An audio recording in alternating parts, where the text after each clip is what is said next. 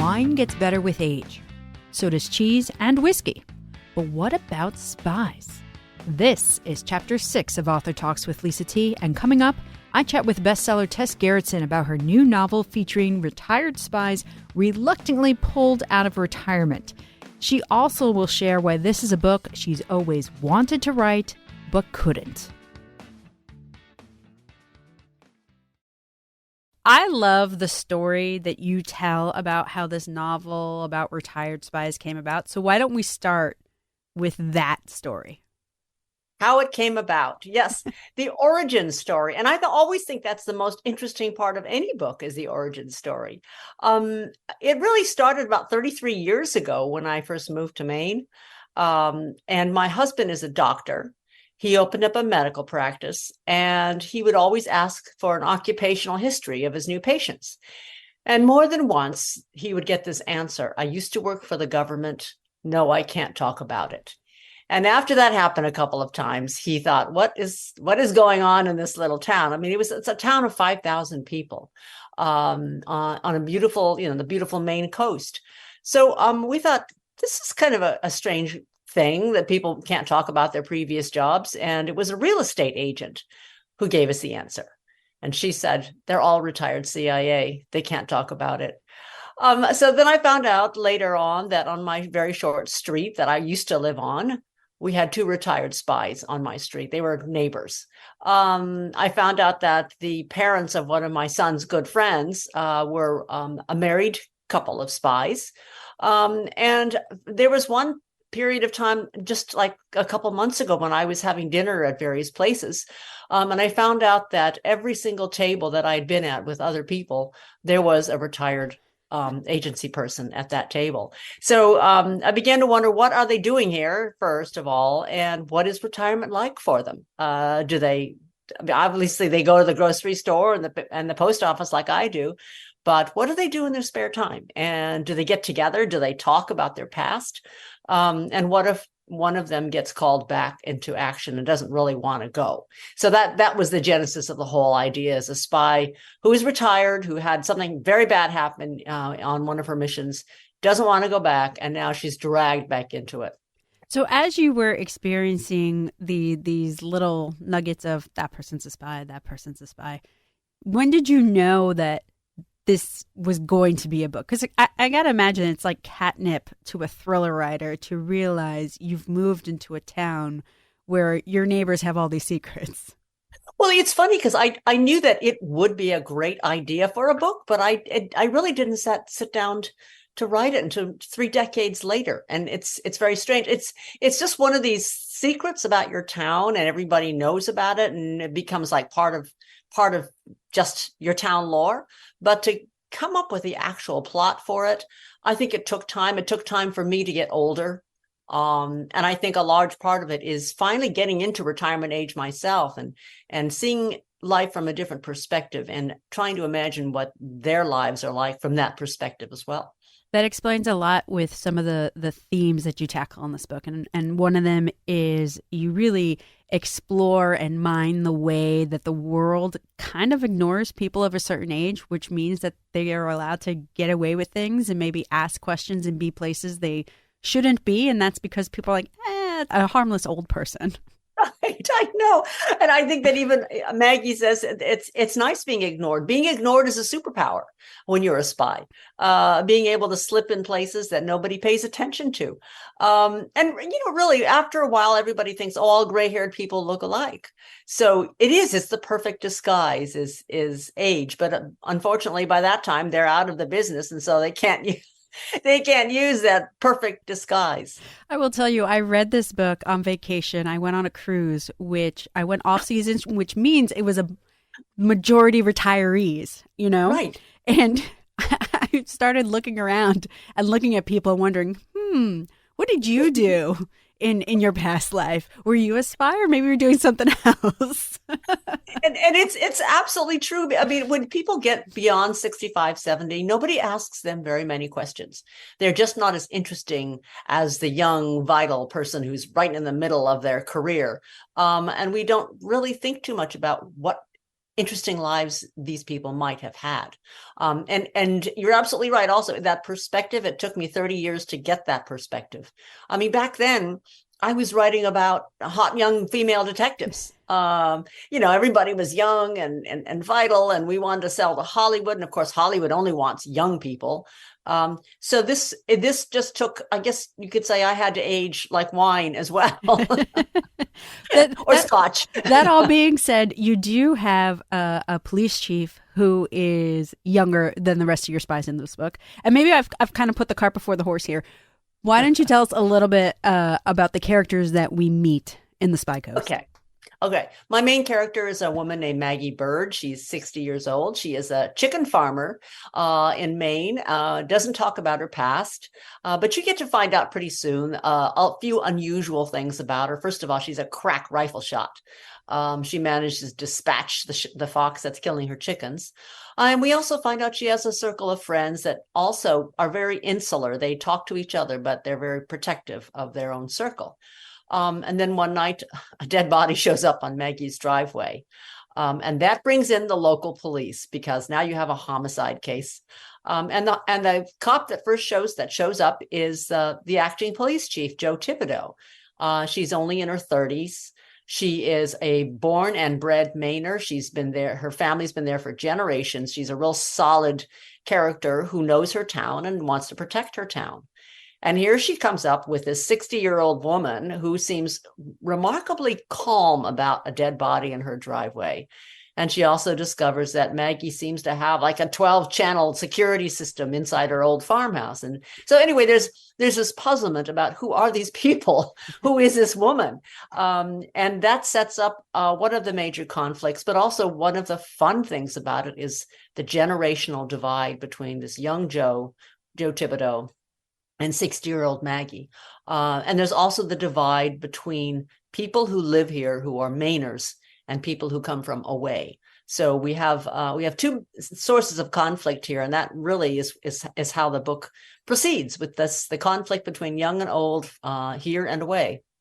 The generational conflict. Another thing I picked up on, and maybe this also comes from the fact that you're now older and seeing it from a different point of view, is the whole idea that the older generation can teach the younger generation something if they would just ask them and would listen. That's right. I mean, those of us who've had teenagers, they go through the stage where mom and dad, they don't know anything. They're stupid, right? Kids think they know it all. And that is the arrogance of youth. They do think they know it all. Of course, they also get a lot of attention paid to them. So that's one of the themes is that, maybe we can teach them something. And I came across this, years ago when I was doing a book about the space station and was talking to a lot of NASA engineers, and some of them were retiring and they had worked on the Apollo moonshot. And they said, there's knowledge here. There's lore. There are things that we've tried that young people know nothing about. And yet we're going away and nobody's asking us these questions because none of it was documented. So it's again, that if you would just ask these older people about things that maybe you're struggling with now, they might have some wisdom for you.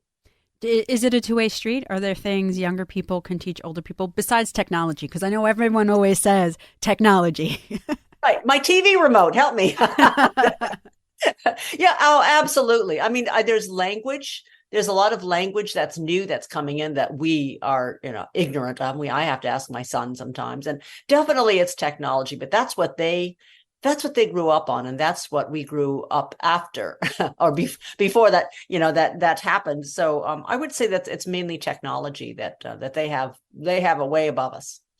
I would think one of the fun parts about writing a spy novel and about past spy escapades is being able to dream up these scenarios, which seem completely would never happen in reality, but at the same time, when they kind of do make sense, that you can kind of put your characters into any situation, be like, I'll find a way to get them out of it.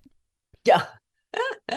Well, the situations I chose, I tried to stick with real situations like the London laundromat and Russian money laundering, and also some things that were happening in Istanbul. I mean, there's spies everywhere, of course, but there are certain cities in the world where there are lots of spies hanging out.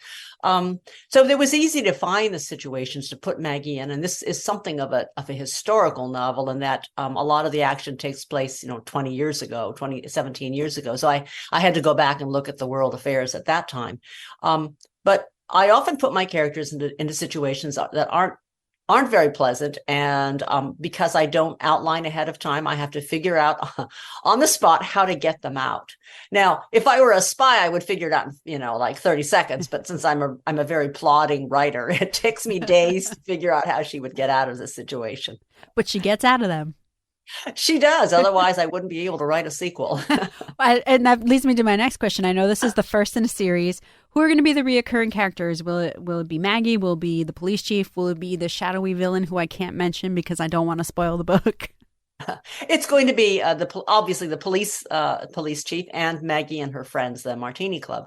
They will be recurring, as well as Maggie's good neighbor, the farmer Luther Yount, and his granddaughter. So that core group of community people, I think, will be there.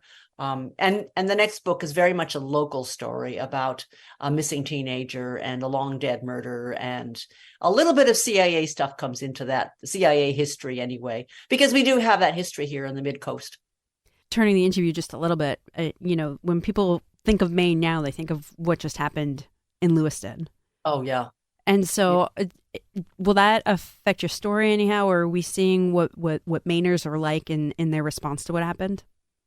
Yeah, Maine has always struck me as being a very innocent and safe place. And this was a real invasion for us. That something so terrible that happens in other places, never Maine, has happened here. But it's a reminder that the most innocent of places can have something terrible introduced. It's unfortunate also because that's kind of where my new book opens up is a mass murder on a main street, which has connections to something the CIA is doing at that time. But no, that was a very traumatic thing. The whole state shut down. I mean, McDonald's shut down around the state. All the schools shut down, and everybody stayed at home. And we're talking about 1 million people who did not want to leave their houses. That's how shaken everybody was. But Lewiston is a small community. They know each other, and it very much feels like one big family. In fact, somebody told me Maine is one big neighborhood. That's all it is. And, there are times when I would go, we don't have trash pickup in this state. We had to take our stuff to the local dump. And there are times you go to the local dump and there's the governor throwing his trash away as well. So that's how small a place it feels, but in a good way. Your stories involve firearms and guns and people using them. I mean, because of the nature of the stories, is that a hard thing to reconcile with when something like that happens, that you're using it for entertainment value? Yeah, thrillers are always, I think we always have trouble with that when something terrible happens in real life. But I try to minimize gunplay. I mean, I've never really been too interested in firearms, and try to think more about, the emotional aspects of what my characters are going through. And I remember when 9/11 happened, and I had 9/11, and I had a book come out on the 13th or something. Mm-hmm. Anyway, it was just right after 9/11, and it was a thriller. It was a pretty bloody thriller, and everybody said, "Oh, thrillers are not going to sell now because we're all feeling traumatized. What's going to sell is sweet romances."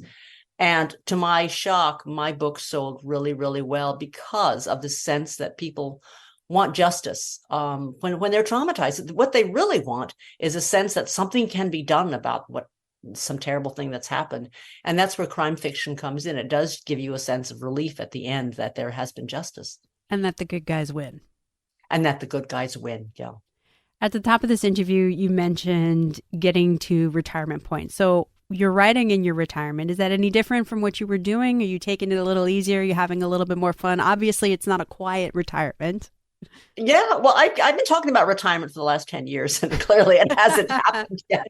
I think what retirement means to me is that I'm writing at my own pace. I try not to sign contracts anymore. And I'm also writing what I want to write. That's the real retirement for a writer, is you're no longer on this treadmill. You're no longer a hamster turning out the same books that everybody expects you to turn out. It's part of the problem with being well branded. They always tell writers, establish a brand and then everybody will know what you are. I hate that. My brand was, exciting crime novels, right? And I have branched out into historicals. I've done a ghost story. I've done science fiction, and each one of those times I was breaking out a brand, and I was advised against it. And yeah, they probably didn't sell as well. But if you're going to be a long-term writer, if you're going to have a long-term career, you need to keep feeding that creative monster inside you that gets tired of the same diet. I mean, sometimes, maybe he wants to eat elves instead of humans. So I think I've kept myself fresh and alive in the industry just by allowing myself to break out sometimes to the dismay of my publishing team. That all being said, do you know how many books will be in this series? No, I don't. I mean, I'm just finishing up the sequel now. And I've never planned to write a series anyway. When I finished The Spy Coast, the only reason I decided to write a sequel is, frankly, I thought I was going to miss these characters. They are a really good bunch. And I hated to leave this fictional town of purity and the Martini Club. Now, the Martini's final question, is that a nod to James Bond? Oh, no, that's what I drink. and it's really funny. People of a certain generation, people who are probably now in their 80s and 90s, that was the drink that they drank when they were young and in business. They drank martinis. I saw a lot of that on that cruise I was telling you about. Lots of martinis. And everybody has their own little brew that they want. I just happen to love Belvedere vodka, so that's what my Maggie drinks. Well, I think, if people are looking for a really great book to get into this fall that's entertaining, pick up a martini, pick up The Spy Coast. Tess Gerritsen, thank you so much for spending time with us today and talking about it. Thanks a lot. And that's where we close the book on this chapter. Next time, we get into the holiday spirit with the new holiday novella from Janice Hallert, plus a sneak peek at her new mystery set to be released in the new year. Until then, keep track of us on Instagram, where I recently shared a pic of my favorite reading spot. You can also catch up with us on X, both accounts at Lisa T Books. I am Lisa T. Keep turning those pages.